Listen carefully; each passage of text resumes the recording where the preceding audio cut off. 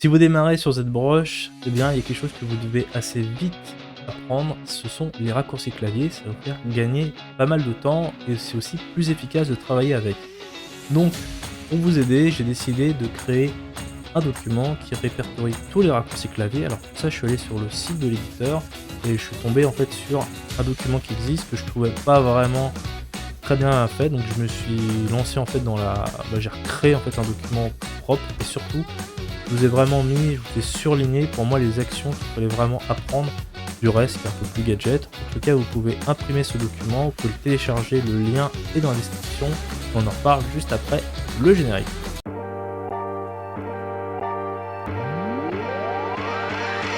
Et voilà, le document dont je vous parlais, c'est ZBrush Cheat Sheet. Donc c'est entre guillemets une traduction anglaise. On utilise ce mot généralement cheat sheet pour dire entre guillemets le document de triche, en fait, où vraiment on a tout répertorié, donc c'est plus simple comme ça. Vous pouvez le télécharger sur nicolas-delille.fr/cheatsheet. Vous pouvez également trouver le lien dans la description de cette vidéo. Et voilà comment ça se passe. Je vais dézoomer. Vous avez des sections en fait qui vraiment répertorient voilà, les différentes choses à connaître, aussi bien les basiques. Donc là vraiment c'est des petites choses, vous voyez, par exemple de mettre le mode perspective, de sauvegarder un fichier, d'annuler une commande, de la rajouter. Voilà, vous avez plein de petites choses. Tout n'est pour moi pas nécessaire, parce que vous avez des fois des boutons, vous allez pouvoir cliquer. Et voilà, par exemple, le CTRL Z, Shift, CTRL Z, c'est assez important de pouvoir le maîtriser, de savoir exactement pouvoir annuler une action. Clear Canva, voilà. Ça, je vais vous le montrer après en vidéo. On a du coup tout ce qui est navigation. Donc on va voir ça, on va voir aussi les masques. Il y a pas mal de choses. Voilà, j'essaie vraiment de soit plus clair que le document originel. Voilà, vous avez également tout ce qui est en lien avec la sculpture et la peinture. Donc les mèches visibilité et sélection, donc les sélections, voilà, pour grandir un masque, réduire un masque, tout ce qui est polygroup, tout ce qui est subtool, donc vous avez voilà, pas mal de choses. Voilà, vous avez transpose et gizmo aussi, donc vous avez voilà, des bouger avec le gizmo et voilà les choses que vous pouvez faire. Et géométrie, donc par exemple, ajouter une subdivision, CTRL D, ça fait partie vraiment des raccourcis qu'il faut connaître. Donc je vais vous montrer 10 raccourcis qui pour moi sont ultra importants. Et voilà, vous maîtrisez peut-être déjà. En tout cas, voilà, vous pouvez télécharger le document, l'imprimer. Je pense que ça vous fera gagner du temps. Allez, première chose à connaître, effectivement, c'est CTRL Z et CTRL SHIFT Z. C'est par exemple, vous voyez, j'ai fait des actions tout à l'heure pour voilà, tester. Voilà, si vous faites ça, donc je vais annuler toutes les autres modifications. À chaque fois qu'on crée une action, vous voyez, en plus, j'ai un petit trait qui s'ajoute. Donc ça, c'est une aide en plus visuelle où je vais pouvoir revenir directement sur mes actions, mais ça marche aussi le CTRL Z, évidemment. On va pouvoir revenir et on va pouvoir faire CTRL SHIFT Z si on veut retourner dans le sens. Pareil, ça marche aussi bien. Vous pouvez faire des deux côtés et revenir dans les deux sens. Donc ça, c'est assez pratique. On a dans les actions vraiment de base, on a la touche S. Donc vraiment, vous allez pouvoir bouger la taille de votre pinceau. Donc ça, c'est vraiment pratique. L'autre chose à vraiment maîtriser, c'est le bouton X. C'est pour avoir vraiment la symétrie en fait. Donc ça, c'est assez utile. Dans les autres raccourcis clavier à maîtriser, c'est vraiment la navigation. Vous voyez là, je suis sur une interface classique. Moi, sur mon interface à moi personnelle, je les ai masqués parce que j'en ai pas besoin vu que j'utilise directement les raccourcis clavier. Qu'est-ce que c'est? C'est Move, c'est ça. Vous pouvez l'avoir ici en cliquant ici aussi comme ça. Le zoom 3D, on l'utilise comme ça, ou rotate, voilà, on peut le bouger aussi comme ça. Alors, comment je fais? Le move, j'appuie sur Alt et je reste dans le décor et je bouge. Si je veux zoomer, je vais faire Alt, je clique, et ensuite j'appuie sur CTRL et je vais pouvoir zoomer, dézoomer. Et rotate, j'ai rien à faire de particulier à part cliquer dans le décor. Ça pour la navigation, c'est plutôt pratique. Et vous avez aussi quelque chose d'assez funky, je sais pas si vous... Moi je connaissais pas ce truc là. Vous appuyez sur Shift, vous cliquez, vous restez... Alors, vous appuyez sur Shift, vous cliquez, vous restez appuyé, vous relâchez, et regardez, hop, on peut tourner comme ça sur le Z, directement. Le Rotate Z. Bon, c'est pas forcément hyper utile à connaître, mais voilà, ça faisait partie des petites choses que j'ai découvert dans les raccourcis. On va passer aux masques. Alors ça, c'est assez facile, les masques. On va cliquer quasiment tout le temps avec le bouton CTRL. Donc on appuie sur CTRL. On va charger, du coup, voilà, le masque qu'on veut. on appuie là, en extérieur, on reste appuyé, on va pouvoir relâcher, on va pouvoir faire le masque qu'on veut. Je vais retirer ma symétrie, sinon ça va la fausser.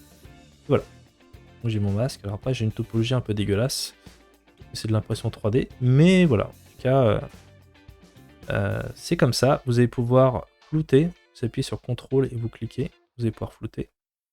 Voilà, je suis allé un peu trop loin, CTRL Z, et je vais pouvoir faire l'inverse, je vais pouvoir maintenant réaffiner mon masque en faisant CTRL ALT et en cliquant dessus. Je vais pouvoir inverser en faisant CTRL-clic dans le fond. Et si je fais un CTRL glisser dans le fond, voilà, je masque le masque. Donc voilà, ça c'est assez simple à utiliser. Les autres touches indispensables, bah, c'est de monter en subdivision. Donc ça va être le CTRL D, ça correspond en fait à ici. C'est-à-dire si je fais CTRL D, vous allez voir, je suis à 75 000 points. CTRL D, crac, 740. Donc j'ai multiplié par 4 le nombre de polygones, je suis passé en division 2. Donc je peux revenir avec le slider, mais c'est toujours pratique de connaître ce bouton-là. Une autre touche qui est vachement pratique aussi, c'est quand, par exemple, notre modèle, on ne sait plus où il est, vous appuyez sur F. Et voilà, vous retrouvez votre objet plein pot. Ça correspond à cliquer directement ici sur Frame. Ça aussi, c'est pas mal à savoir. L'autre chose où vous allez galérer aussi, j'en parle dans une vidéo d'ailleurs, je vous mettrai le lien dans la description, c'est vous démarrez un projet et vous allez, par exemple, créer une sphère 3D. Ah bah zut, mince, pourquoi? Qu'est-ce qui se passe? Ah, il fallait que j'appuie sur Edit. Ah bah mince, qu'est-ce que je fais maintenant? Elle est où ma boule? Si vous voulez effacer et retrouver votre dernier objet créé, vous faites CTRL N, c'est Clear Canvas. Donc ça, c'est aussi pratique de récupérer son objet comme ça. Autre bouton indispensable, c'est le bouton S. Vous allez pouvoir voilà, réduire ou augmenter la taille de votre pinceau. Ça, c'est cool pour vraiment... Bon, je vais faire Make My Mesh 3D. Pour voilà, ensuite pouvoir sculpter votre objet. Le bouton Alt, encore une fois, est utile quand vous êtes avec une brosse, parce que Alt, c'est que vous allez inverser votre brosse, tout simplement. Voilà, là, on va creuser. Et si on relâche, voilà, on va faire du plus. Donc, c'est le Z add. Donc, c'est-à-dire qu'à la base, on ajoute. Et si on clique sur Z sub, on creuse. Vous pouvez rester sur Z add et juste appuyer sur, rester appuyé sur Alt. Et ça fera la même chose. Un autre truc vraiment utile, une autre touche, c'est par exemple, on refait un masque.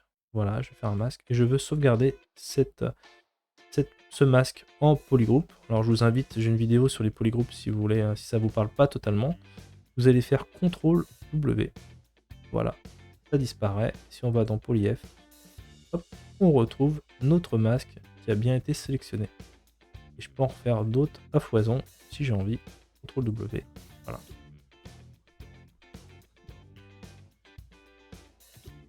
Évidemment, si vous voulez sauvegarder votre fichier, c'est comme plein de logiciels, vous pouvez faire CTRL S, ça marche. Vous pouvez pouvoir sauvegarder votre projet avec vos objets dedans. Et le dernier, vraiment, dernière action un peu plus avancée en fait, qui est utile, parce que vous avez quelques brosses qui vous le permettent, c'est que par exemple, on va sélectionner Mask Curve. Alors qu'est-ce que c'est Mask Curve? Quand vous allez faire ça, vous allez relâcher, vous voyez, toute la partie qui est concernée par le dégradé du trait va partir à gauche. On va retirer le masque à nouveau. Alors je vous montre comment ça se passe sur ces outils là, donc parce que vous l'avez ici, et vous avez également des quand vous allez sur les sélections de ces CTRL Alt Shift, vous avez notamment Knife qui vous permettent de le faire aussi, Slice Curve aussi. Vous avez à chaque fois, ça s'appelle des Brush with Stroke Type, donc je l'ai dans le document. Donc en fait, comment ça se passe, c'est que par exemple vous allez cliquer sur CTRL, vous allez tracer à droite.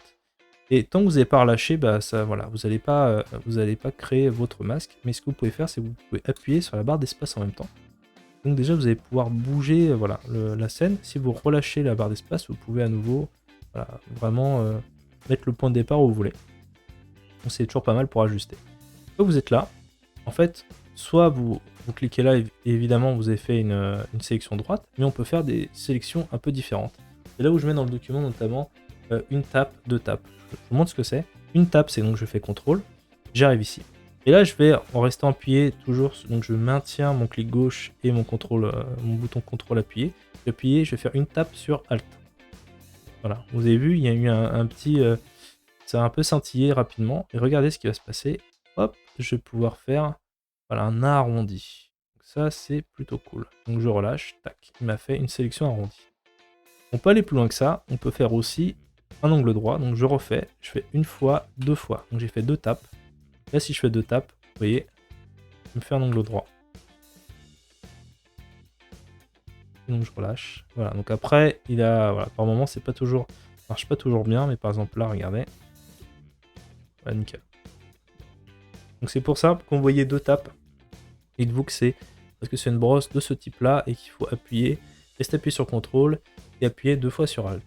Donc voilà en tout cas les principales fonctionnalités qu'il faut connaître. Évidemment, il y en a beaucoup plus, c'est pour ça que ce document existe. Donc je vous ai tout mis sur le document, donc imprimez-le, regardez-le en détail. Et voilà, ça va vous simplifier quand même pas mal la vie. Vous allez notamment pouvoir lancer des rendus assez facilement. Il y a plein d'autres choses qu'on n'a pas vues aussi dans cette vidéo qui sont décrites dedans, donc prenez un peu le temps de regarder, surtout si vous débutez, ça va vous faire gagner du temps et vous allez être plus efficace. Je vous dis à très vite.